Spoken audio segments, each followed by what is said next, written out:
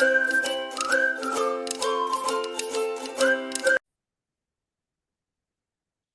Guys, welcome to know the law. So guys, मैंने आप लोगों के लिए हैंड रिटन नोट्स प्रिपेयर किए हैं। आई होप आपको ये बहुत ज़्यादा हेल्प करने वाले हैं with easy language and explanations के साथ। तो बिना टाइम वेस्ट किए चलते हैं हम अपने आज के टॉपिक पर। तो सेक्शन 5 आज हम अपना हिंदू मैरिज एक्ट का देख रहे हैं, जिसके अंदर जो है conditions for Hindu marriage. It means कि हम इसके अंदर जो है वैलिड मैरिज देख रहे हैं कि वैलिड मैरिज हमारी 5 कंडीशंस अगर फुलफिल होती है तो हमारी जो मैरिज है वो वैलिड होती है। ओके, तो 5 कंडीशंस कौन कौन सी है? First is monogamy, second is concerned, third is age limit, fourth is prohibit relationship, fifth is sapinda relationship. तो इसको अब हम एक बार वन बाय वन जो है ब्रीफली डिस्कस करते हैं। Okay, first is monogamy. It means single relation. Neither party should have spouse with living at the time of marriage. It means एक टाइम पर एक ही शादी हो सकती है। दो मैरिज एक एक पर्सन के होते हुए, एक वाइफ के होते हुए दूसरी मैरिज जो है वो वॉइड हो जाएगी। उसको कोई भी मान्यता नहीं दी जाएगी। ओके, उसका कोई भी रोल नहीं होगा। तो एक टाइम पर एक ही शादी होगी बस। ओके, तो 5 इसमें 3 कंडीशंस हम देखते हैं। अगर ए जो है वो अनमैरिड है तो बी के साथ, अगर वो बी के साथ शादी करता है तो वैलिड होगी। और वैलिड, अगर वैलिड करेगा तो वैलिड होगी। ओके, सेकंड कंडीशन में देखो, अगर एक ही जो है बी के साथ वैलिड मैरिज हुई है और वो सी के साथ शादी करता है तो वो मैरिज जो है वो वॉइड हो जाएगी। ओके, वॉइड के साथ साथ ए जो है वो वो उसने जो है बाइगैमी कमिट करी है और वो पनिशेबल भी होगा बाइगैमी के लिए। ओके, थर्ड कंडीशन में ए की जो है वो शादी हुई है बी के साथ वॉइड, ठीक है, वैलिड नहीं है, वॉइड है। अगर वो सी के साथ शादी करता है तो वो जो मैरिज होगी वो हमारी वैलिड होगी। ओके, क्योंकि वो फर्स्ट मैरिज जो थी वो वॉइड है। अगर वो सेकंड मैरिज करता है तो वैलिड हो जाएगी। ठीक है, तो इसमें हम केस एक बार डिस्कस करते हैं तो आपको आराम से चीजें जो है क्लियर हो जाएंगी। फर्स्ट केस जो है Sarla Mudgal versus Union of India. In this case husband और वाइफ है, ठीक है, उन लोगों ने शादी करी है। ठीक है, हस्बैंड जो है convert to Muslim religion and get married to सी। क्या बोला है कि जो हस्बैंड है उसने मैरिज जो है करके ए के साथ, उसके बाद उसने जो है अपना अपने आप को कन्वर्ट कर लिया है मुस्लिम रिलीजन में एंड गेट वो उसने मैरिज कर ली है सी के साथ। तो सुप्रीम कोर्ट ने क्या हेल्ड किया? Be commit bigamy because a b marriage through Hindu marriage act and Hindu marriage act जो है वो एग्जिस्टेंस में है। इट मीन्स कि जो बी ने जो है कमिट कर दिया है क्या? बाय गैमी। ठीक है, क्योंकि ए और बी की जो है ऑलरेडी शादी हो चुकी थी और वो भी कैसे? हिंदू मैरिज एक्ट से। ठीक है, हिंदू मैरिज एक्ट जो है वो उनके ऊपर अप्लाई हो रहा था तो हिंदू मैरिज एक्ट के अंदर उन्होंने अपनी जो है मैरिज करी है और वो जो है एग्जिस्टेंस में है एक्ट। तो इसलिए जो है जो सेकंड मैरिज होगी वो वॉइड होगी और ए जो है, जो बी सॉरी बी जो है जिसने कमिट किया है हिंदू अपने आप को रिलीजन कन्वर्ट करा दिया तो उसने जो है बाइगैमी कमिट करी है, चाहे वो रिलीजन कन्वर्ट करा ले। सेकंड केस देखते हैं lily Thomas versus Union of India. In this case क्या बोला है? religion convert it's okay but you can't marriage again because in Hindu marriage act you already marry with a Hindu person, marriage is existence। it means कि अगर आप marriage जो है अपने sorry अपना रिलीजन अगर कन्वर्ट भी करा लेते हो, नॉर्मल सी बात है, बट आप जो है शादी नहीं कर सकते हो दोबारा से, क्योंकि हिंदू मैरिज एक्ट क्या कहता है? आप ऑलरेडी मैरी हो किसी एक हिंदू पर्सन के साथ और वो जो मैरिज है वो एग्जिस्टेंस में है, तो आप जो है दोबारा शादी नहीं कर सकते अपना रिलीजन कन्वर्ट करा के। ओके, थर्ड केस देखते हैं Yamunabai versus Anantrao 1980। In this case husband जो है उसकी दो वाइफ है। Okay, first and second. First जो उसकी शादी हुई है वाइफ के साथ वो जो है वैलिड है। ठीक है, और जो सेकंड है वो वॉइड है, क्योंकि ऑलरेडी वो फर्स्ट मैरिज जो वैलिड है तो सेकंड तो ऑटोमेटिकली वॉइड ही हो जाएगी। तो सेकंड वाइफ के पास जो है वो राइट है कि वो जो है वॉइड जो है डिक्लेयर कर सकती है। फर्स्ट वाइफ के पास जो है वो राइट नहीं है कि खुद को वो वॉइड डिक्लेयर कर दे। ठीक है, तो इसके फर्स्ट वाइफ के पास जो है एक रिलीफ भी है। क्या है कि वो जो है डिमांड कर सकती है अंडर सेक्शन 34 SRA में कि अगर her husband and second wife marriage status declare, अगर वो जो है उसका हस्बैंड और जो सेकंड वाइफ है, ठीक है, अगर उनकी जो मैरिज स्टेटस डिक्लेयर हुआ है, ठीक है, तो वो जो है अपना डिमांड कर सकती है। ओके, अगर उनकी मैरिज जो है वॉइड है, ठीक है, फर्स्ट वाइफ के जो फर्स्ट वाइफ जो है अगर उसकी मैरिज ही वॉइड है तो उसके पास जो है कोई राइट नहीं है डिक्लेयर करने का वॉइड। ओके, और वॉइड जो है वो under section Hindu marriage act जो है डील करता है विद वॉइड मैरिज। ओके, तो इसमें जो है वॉइड मैरिज के बारे में बताया गया है, ये हम आगे की अपनी लेक्चर में देखेंगे वॉइड मैरिज क्या होता है। ठीक है, तो ये अंडर सेक्शन 11 में है। सेकंड कंडीशन जो फुलफिल होनी चाहिए वो क्या है? Consent. Free consent means valid consent. Free consent valid consent होनी चाहिए।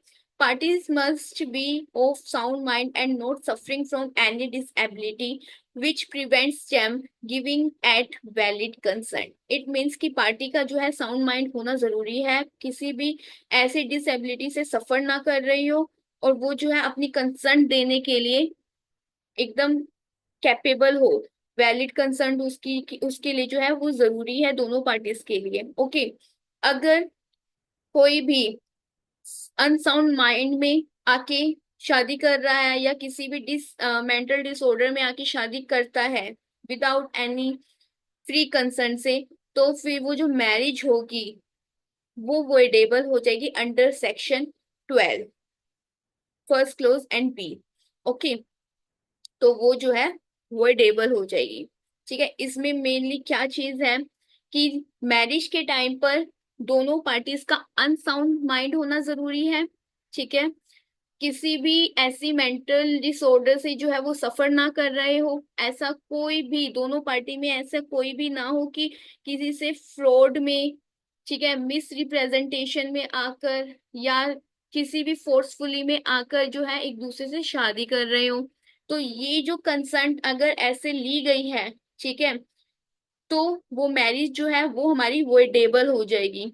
ठीक है, इन चीजों से अगर फ्री है तो वैलिड कंसेंट है, अदरवाइज वो वोइडेबल है मैरिज। ओके, तो फ्री कंसेंट होनी जरूरी है। और शादी के टाइम पर जो है अटैक अगर कोई किसी को आता है, ठीक है, मतलब पागलपन के जो दौरे पड़ रहे हैं अगर किसी इंसान को शादी के टाइम पर, तो वो मैरिज जो होगी वो भी वोइडेबल हो जाएगी। क्यों? क्योंकि उसकी जो है फ्री कंसेंट नहीं है शादी के टाइम पर। ओके, वैलिड कंसेंट नहीं है, वो अनसाउंड माइंड है। ओके, तो थर्ड कंडीशन क्या है? Age of marriage party. Bride groom जो है वो 21 उसकी एज होनी जरूरी है, ब्राइड की 18 होनी जरूरी है। If commit under section 18 of Hindu marriage act, अगर इन लोगों ने कमिट किया, ठीक है, below the age of marriage, okay, तो वो जो है 2 years इम्प्रिजनमेंट, 1 lakh फाइन और बोथ। ठीक है, और वो जो मैरिज होगी वो हमारी वर्डेबल हो जाएगी। Fourth condition is degree of prohibit relationship. Guys, मैंने degree of prohibit relationship and sapinda relationship जो है वो ब्रीफली आपको मैंने डिस्कस किया हुआ है, एक्सप्लेन किया हुआ है पार्ट 1 हिंदू मैरिज एक्ट में। जो मैंने इससे पहले जो वीडियो है उसमें आप देख लीजिए, मैं आपको इस डिस्क्रिप्शन बॉक्स में जो है उसका लिंक सेंड कर दूंगी फर्स्ट पार्ट का, तो आप वहां पर ये दोनों अच्छे तरीके से समझ लीजिए। ओके, तो इसके अंदर फोर्थ कंडीशन में क्या बोला गया है? Parties are not within the degree of prohibit relationship but if custom and usage permits of a marriage below between two that will be valid. It means अगर जो पार्टी जो है, अगर पार्टी जो है प्रोहिबिट रिलेशनशिप में जो है वो नहीं आनी चाहिए एक दूसरे के साथ। ओके। अगर आती भी है तो कस्टम और यूसेज जो है उन लोगों ने परमिट किया है, तो वो मैरिज जो होगी अगर प्रोहिबिट रिलेशनशिप में तो वो वैलिड होगी। अगर कस्टम और यूसेज जो है वो अलाउ नहीं करते तो वो जो मैरिज होगी वो हमारी वैलिड नहीं होगी। ओके। फिफ्थ में सपिंडा रिलेशनशिप सेम वही है कि parties are sapinda of each other unless the usage custom and usage governing each of them permits of marriage between the two, कि एक दूसरे के वो सपिंडा नहीं होने चाहिए, और कस्टम और अगर यूसेज जो है वो अलाउ करते हैं एक दूसरे से शादी करने के लिए तो वो मैरिज जो है वो वैलिड हो जाएगी। Section 7, ceremonies of Hindu marriage. देखो, इस सेक्शन के अंदर ज्यादा कुछ है नहीं, बस इतनी छोटी सी बात है कि जब शादी के टाइम पर एक दूसरे जो पार्टीज है वो अपनी सारी रीति रिवाज को फुलफिल करती हैं, ठीक है, और अग्नि को साक्षी मानकर जब दोनों लोग जो है वो एक दूसरे के साथ 7 फेरे पूरे करते हैं, ठीक है, तो वो तब से एक दूसरे के लिए हस्बैंड और वाइफ हो जाते हैं। कि बोलते हैं ना पंडित जी की अगर 7 फेरे आपके हो गए तो आज से आप पति पत्नी हैं, ठीक है, तब से वो जो है एक दूसरे के लिए बाइंडिंग हो जाते हैं और वो जो है उनकी शादी पूरी हो जाती है। तो 7 फेरे होने और रीति रिवाज होने जरूरी होते हैं, तभी जो है वो मैरिज जो है वो वैलिड होती है, और सेरेमनीज जो है मैरिज में जरूरी होते हैं। ओके। 7 फेरे इज अ कंपल्सरी। ओके, कि 7 फेरे जरूरी है बिकॉज ये जो है पहले से चलते आ रहे हैं, ठीक है, अग्नि को साक्षी मानकर 7 फेरे जरूरी होते हैं, तब से ही हस्बैंड एंड वाइफ डिक्लेयर होते हैं। Then 7 is registration of Hindu marriage. Registration is not compulsory, it is optional. If state government wants, it can make it compulsory in its respective states. It means कि registration जो है वो compulsory नहीं है, ठीक है, वो जो है ऑप्शनल है। अगर स्टेट चाहे, स्टेट गवर्नमेंट चाहे तो वो जो है कंपलसरी कर सकती है हर एक स्टेट में। ओके।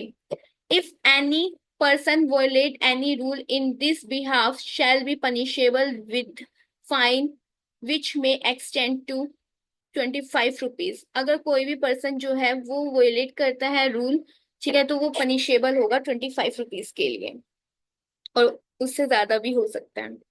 एक केस है सीमा वर्सेस अश्वनी। इस केस के अंदर क्या बोला है, supreme court held that given the notice to all government to enforce the registration of marriage is compulsory for a marriage party, but still state government not permit to marriage couple register of marriage is compulsory. Supreme court ने क्या बोला है कि notice दिया है हर एक state government को कि रजिस्ट्रेशन ऑफ मैरिज जो है वो कंपलसरी कर दे हर एक मैरिज पार्टी के लिए, बट स्टेट गवर्नमेंट जो है वो परमिट नहीं कर रही है कपल्स, मैरिड कपल्स को, कि वो जो है रजिस्ट्रेशन ऑफ मैरिज जो है कंपलसरी दे करें, ठीक है, तो स्टेट गवर्नमेंट जो है वो परमिट नहीं कर रही। ओके। तो कल से हम अपना सेक्शन 9 शुरू कर रहे हैं, ठीक है, तो आज के लिए गाइज इतना ही आई थिंक बहुत है। तो कल हम अपना सेक्शन 9 स्टार्ट करेंगे, रेस्टिट्यूशन ऑफ कंज्यूअल राइट्स। तो आज के लिए इनफ है। So thank you and please like and subscribe करना ना भूलिए। Thank you guys, have a nice day, take care.